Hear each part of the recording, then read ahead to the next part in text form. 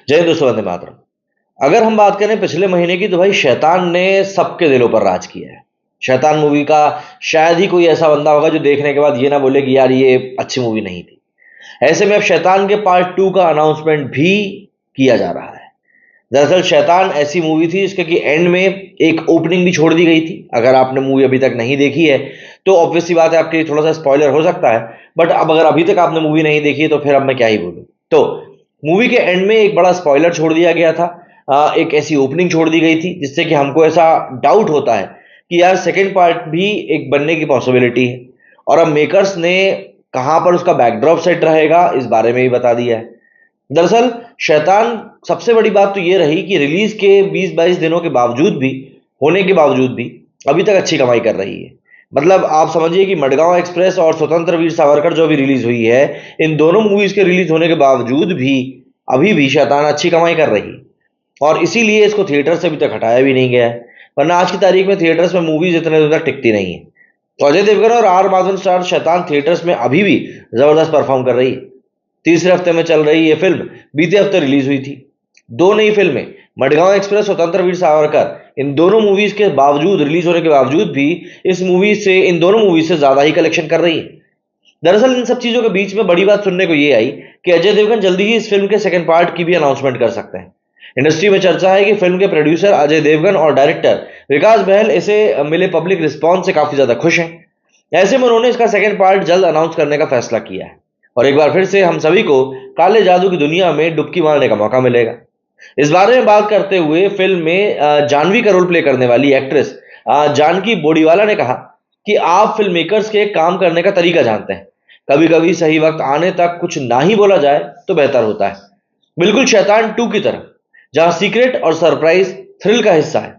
सिर्फ इतना कहूंगी कि तैयार रहिए, कुछ बहुत ज्यादा अनएक्सपेक्टेड चीज सामने आने वाली है।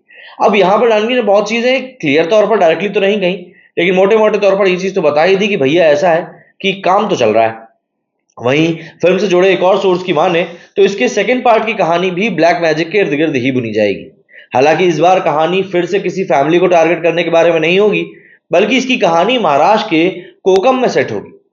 अगर आप कोकम के बारे में नहीं जानते हैं तो कोकम को महाराष्ट्र का ब्लैक मैजिक सेंटर भी कहा जाता है। मेकर्स इसके सेकंड पार्ट में फर्स्ट पार्ट की लीड स्टार कास्ट को ही रिपीट करेंगे। सपोर्टिंग कास्ट फाइनल होते ही फिल्म को फ्लोर पर भी लाया जाएगा। शैतान दरअसल पिछले फरवरी 2023 में रिलीज हुई गुजराती फिल्म वश का रीमेक है। अजय ने जून 2023 में इस फिल्म का रीमेक बनाने का फैसला किया था। शुरुआत में वो इस फिल्म में बतौर प्रोड्यूसर ही जुड़े थे, पर बाद में उन्होंने इसमें एक्टिंग करने का भी फैसला किया। बॉक्स ऑफिस कलेक्शन की बात करें तो फिल्म ने बुधवार को 20वें दिन 1 करोड़ 67 लाख रुपए का बिजनेस किया था।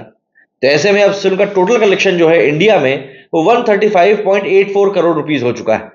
वहीं अगर मैं बात करूं वर्ल्ड वाइड कलेक्शन की तो ये जल्दी ही 200 करोड़ के आंकड़े को टच भी कर लेगी।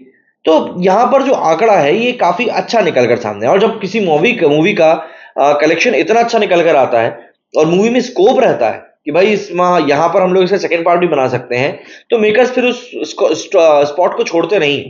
आज की तारीख में सेकंड पार्ट हो गया, सीक्वल हो गया, कंटिन्यूटी में जो मूवीज बनाई जाती हैं वो हो गई, या इवन नाम को ही दोहराते हुए मूवीज बनाई जाती है। सब भूल भुलैया के साथ भी देखते हैं, लोगों को वो काफी पसंद आती है।